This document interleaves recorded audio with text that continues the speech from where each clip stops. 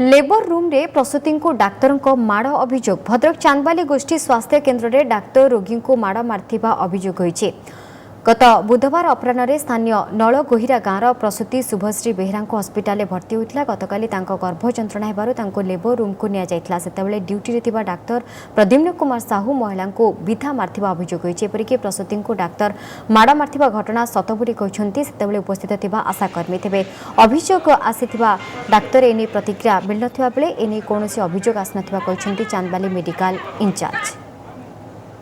मत कहला हाथ धोवाई मो जंग टे एपट सेपट होगा मो जंगर गोटे विधा पकड़े जोरसोर कहले टाणी है सार कहले कला पा बाहर डाकी देखापी आ टाणी हो कहीं चापुड़े विधा पकड़े मारिया घटना तो मुझे जानी मो पाखे किए कम्प्लेन भी करना पिला मेकोनियम स्टेन आसला जो आम गायनी स्पेशलिस्ट रेफर करने सी पार्टुंड कहीं आप 2 दिन